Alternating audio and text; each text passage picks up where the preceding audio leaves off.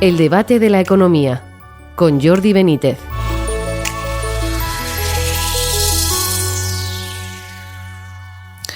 Bienvenidos al debate de la economía.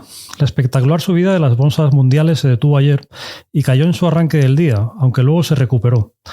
Detrás de ello existía el temor a una burbuja en torno a las empresas de inteligencia artificial. ¿Tiene fundamento este temor? Lo hablaremos a continuación con nuestros contertulios.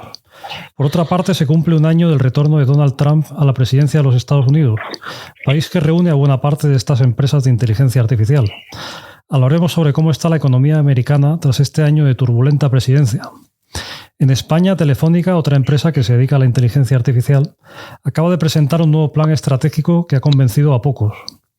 Además, Goldman Sachs ha emitido un revelador informe en el que señala que los inversores empiezan a dudar sobre si nuestra economía podrá mantener su crecimiento. Por otra parte, hemos conocido nuevos datos de paro que muestran un repunte, y eso que no cuentan a los más de 700.000 fijos discontinuos inactivos que tenemos, es decir, a ese número de personas que no trabajan en este momento. Además, hemos sabido que el gobierno ofrece a los funcionarios subidas de sueldo hasta 2028 por encima del IPC. Para hablar sobre todo ello, tenemos hoy con nosotros a Rafael Pampillón, catedrático de la Universidad CEU San Pablo. Bienvenido, Rafael. Hola, ¿qué tal? Y a Santiago Carbó, catedrático de Economía de la Universidad de Valencia y director de papeles de la economía española de Funcas. Bienvenido, Santiago. Un placer, como siempre. Muy bien, pues si os parece, empezamos por este tema curioso, Santiago. Si quieres empezar tú de la inteligencia artificial, las empresas de este tipo, ¿no? Pues bueno, que han tenido un comportamiento muy destacado en bolsa, lo siguen teniendo, ¿no? Empresas como Nvidia, ¿no? Y ahora pues se plantea a lo mejor una posible burbuja. No sé si tiene fundamento. ¿Qué podemos contarle a nuestros oyentes? Bueno, desde luego tiene que haber vértigo, ¿no? Porque han subido tantísimo las valoraciones de estas empresas, de las 7 magníficas, que evidentemente lo lógico es que los inversores se hagan preguntas de si, en base a los resultados de los proyectos de inteligencia artificial, que por supuesto no todos han tenido aún un desarrollo que les puedan permitir monetización, es decir, obtención de beneficios, etcétera, pues algunos inversores pues pueden entrar en duda de si realmente valen lo que en este momento dicen, lo que dicen las cotizaciones, ¿no? Y claro, cuando se sube algo tanto, es lógico que haya un cierto vértigo. Sí que es también verdadero que se trata de empresas que tienen fundamentos también sólidos. ¿En qué sentido? Tienen una base de usuarios y clientes tremenda. Es decir, que eso es un potencial que no se va a derrumbar de la noche a la mañana. Pero sí que preocupa el volumen tan elevado de inversiones en inteligencia artificial con gran consumo energético, que estamos hablando de cientos de miles de millones en el conjunto de todas ellas, lo que están invirtiendo, y que algunos inversores, desde luego, con cierta razón, o por lo menos con cierto fundamento, piensan que a lo mejor son excesivas esas inversiones, es excesiva esa exuberancia, porque tarde o temprano habrá que ver el resultado de esas inversiones tan voluminosas, ¿no? Y si hay en alguna de ellas, que no tiene por qué ser en todas, pero si hay alguna de ellas que puede haber algún rumor de que las cosas no van tan bien, pues puede haber algún ajuste en el mercado, como se nota de vez en cuando, ¿no? Entonces hay mucho vértigo y vamos a ver qué pasa, ¿no? También es verdad que se trata de empresas muy sólidas. Rafa, ¿cómo lo ves? Porque efectivamente al principio del día había una caída, se hablaba de una caída destacada, pero luego se ha ido corrigiendo, ¿no? Es decir, puede haber sido una cuestión puntual a lo mejor, o ¿qué te parece? A mí me parece que la situación de la bolsa española hoy no tiene nada que ver con la que había en el 2008, cuando había crédito a expuertas y dándolo con mucho riesgo, con un problema inmobiliario tremendo que hizo que realmente se pinchara una burbuja inmobiliaria y una burbuja financiera. Pero, dicho esto, la bolsa que tenemos hoy es una bolsa mucho más diversificada, que efectivamente tiene valores tecnológicos, pero tiene una cosa que no tenía en el 2008, y es que el 66% de los beneficios de estas empresas se genera fuera de España. Es decir, hay una diversificación no solo de sectores, aunque efectivamente hay muchos más servicios profesionales, el sector financiero tiene mucho peso, la tecnología, por supuesto, pero tenemos unas empresas que también trabajan mucho más en el exterior, y esa diversificación y esa ampliación en el tipo de empresas pues hace que sea más equilibrada y por tanto que haya menos temor a un pinchazo de una burbuja bursátil. Uh-huh. Santiago, la bolsa española está en números muy elevados, pero últimamente hablando de la situación del país, ¿no? Pues ha salido este informe de Goldman Sachs que quizá ha llamado un poco la atención, ¿no? En el sentido que empiezan a sembrar las dudas de inversores, pensando si a lo mejor pues el crecimiento del que tanto se habla de España, ¿no? Respecto a la media de la eurozona, ¿no? Pues puede mantenerse en el tiempo, ¿no? No sé si a raíz de este informe, ¿qué te parece? Parece que efectivamente pues hay una especie de entre los inversores de dudas de si esto se puede mantener o no, que es una cuestión estructural, que se está mejorando o no sé, o crecen las dudas por ahí. Yo creo que sí que puede haber dudas en el ámbito estructural. Yo creo que las condiciones de la economía española no han cambiado tanto de manera estructural, es decir, que tengamos un sistema que garantice que vamos a seguir creciendo en la próxima década. Es decir, estamos en un contexto en el que la coyuntura está siendo muy favorable, estamos teniendo un apoyo muy importante de los fondos Next Generation que están dando margen al gobierno para realizar más gasto, y eso lógicamente se refleja en el Producto Interior Bruto. La entrada de población inmigrante está ayudando, por supuesto. Hay más empleos en ese sentido también, y eso solamente por tener mayor población normalmente el Producto Interior Bruto crece, ¿no? Pero evidentemente en un entorno comercial, arancelario tan volátil, con un aumento tan increíble en el mundo del nivel de deuda, pues también hay nubarrones en el horizonte. Entonces, la perspectiva de la economía española en esa tormenta pues ya no es tan favorable. Es decir, ya las exportaciones han resentido algo en los últimos datos, ¿no? Es decir, ya no vamos a crecer tanto. Externas. Perdón, decir, Santiago, eso, se te ha cortado sí, un segundito. Se ha cortado. Ha llamado, es que ha sido como un sonido del teléfono, ha hecho pam, pam. Eso es. Entonces, es decir, vuelvo un poco a la idea que estaba comentando. Las exportaciones se han empezado a resentir algo en los últimos datos. ¿Por qué? Porque al final los aranceles, las dudas en el ámbito comercial internacional, pues pueden resentirse, ¿no? Y al final también empezamos a tener sensación de que si realmente la economía española no ha cambiado para siempre a mejor, que lo que estemos sufriendo es un sobrecalentamiento de la economía.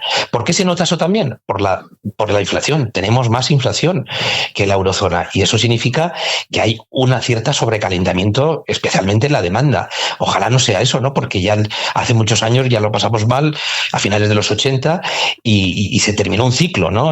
Pero en este caso yo creo que hay que fijarse mucho en lo que está pasando, porque una economía sobrecalentada pues significa que pronto se deja de crecer y se empiezan a tener otros problemas. Pensando, estaba hablando Santiago de los efectos sobre la economía española. ¿Has podido ver también este informe de Goldman Sachs? Sí. ¿Qué te ha llamado la atención a ti especialmente? Que se mencione quizá de una manera más clara esas dos visiones de los inversores, a lo mejor, o...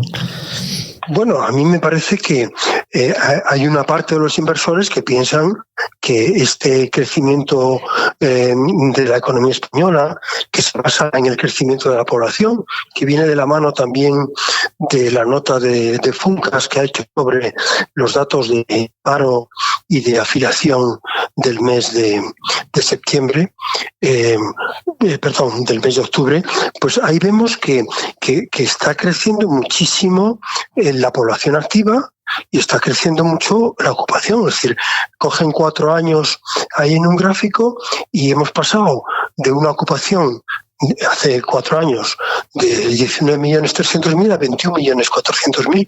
Es decir, hay mucho empleo. Lo que hay que ver si ese empleo efectivamente se va a sectores tecnológicamente avanzados, como los servicios profesionales, como todo lo que tiene que ver con la tecnología. Hay que ver ese empleo que se está creando en España. Es un crecimiento de baja productividad o un crecimiento de empleo de alta productividad. Pero bueno, yo creo que España es el país que más inmigración está recibiendo de los países de la OCDE, y eso se debe a la facilidad con que los provenientes de América Latina pues se encajan en la economía española, y eso es que aumenta la gente, es decir, que ya nos acercamos a los 50 millones de habitantes porque aumenta la inmigración. O sea que en parte ese crecimiento se debe a que hay más gente para trabajar, y eso hace que la economía crezca. Otra cosa es qué pasa con la productividad o con la renta per cápita, pero el crecimiento de la economía española tiene una base en esa demanda de consumo que decía Santiago, esa demanda de consumo al haber más población, es decir, a un ritmo de 500.000 nuevos habitantes más cada año, pues eso tira del consumo, claro, y el consumo al final, pues esa demanda de consumo ante una oferta que hay, tanto de sanidad como de educación, como de bienes de consumo duradero, como de bienes de consumo de la compra, pues todo eso hace que los precios suban. Uh-huh. Santiago, otro de los temas de la semana ha sido Telefónica. A mucha gente no la ha convencido el nuevo plan estratégico. ¿Qué te ha parecido en general y cómo ves las perspectivas de esta empresa? Bueno, yo creo que le ha venido mal esa sensación de sobrevaloración de las tecnológicas, ¿no? En un contexto global de las grandes tecnológicas, aunque Telefónica es una gran empresa española, una gran empresa europea, incluso mundial, pues es relativamente más reducida, ¿no? Entonces, a veces los planes que los inversores inicialmente no reciben bien, luego funcionan bien, porque esto hay que dejarlos trabajar, ¿no? Pero yo creo que se han visto muy perjudicados por este entorno, repito, en el que empieza a haber dudas sobre hasta qué punto los proyectos tecnológicos o de inteligencia artificial con tantísimas y voluminosas inversiones van a producir ese rendimiento, ¿no? Yo creo que en todo caso Telefónica tiene una diversificación, es decir, no tiene el tamaño de las grandes tecnológicas americanas, pero tiene una diversificación que le debe permitir, más allá de esta turbulencia inicial, le debe permitir pues seguir navegar razonablemente en los próximos años. Uh-huh. Rafael, aparte si quieres comentar algo sobre esto, pero quería preguntarte sobre el aniversario de Trump, ¿no? Acaba de producirse el primer año bueno, ha pasado un año ya desde que fue nombrado de nuevo presidente, ¿no? Pues ¿cómo ves que está evolucionando la economía americana? Porque claro, ha habido pues desde luego ha sido muy activo, ¿no? Toda la cuestión de los aranceles y demás, ¿no?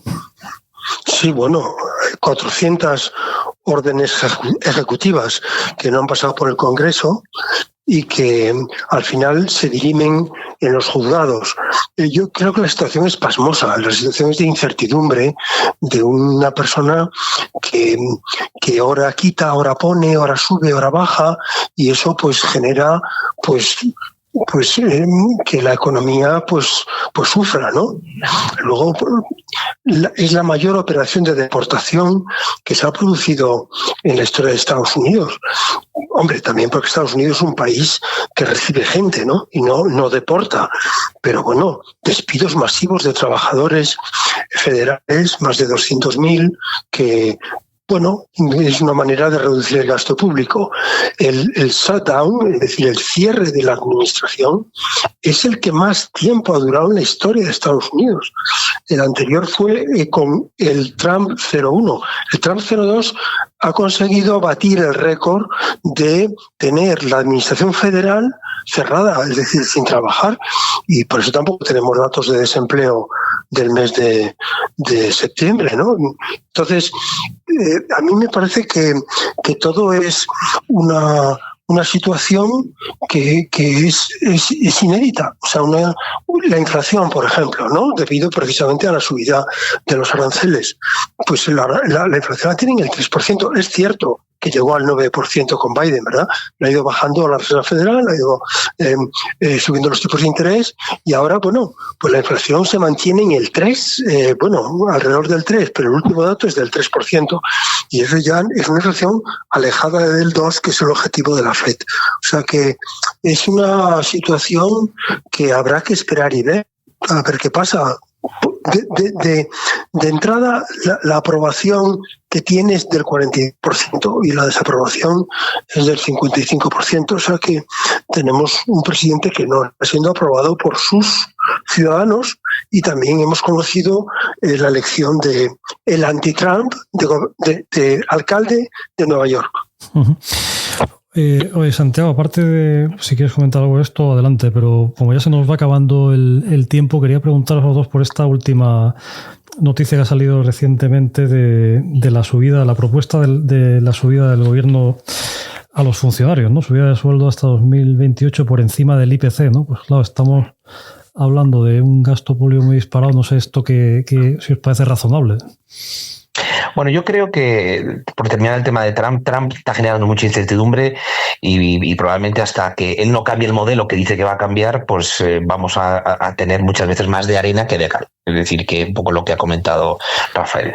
En cuanto a la subida del sueldo de los funcionarios, cuando no está asociado a subidas de productividad, pues ya sabemos en qué termina. Es decir, termina en un aumento del gasto público que no tiene los efectos favorables. Es decir, yo creo que todo lo que sea aumento de productividad, que se refleje en los salarios, creo que siempre son buenas noticias. El problema es que hay aumentos lineales sin grandes indicadores individuales de productividad, y eso evidentemente pues al final no es una buena noticia para el conjunto del gasto público. Evidentemente para los que trabajamos de funcionarios puede serlo, pero no es, yo creo, el camino a seguir en este momento, ¿no? Que el gasto público está disparado.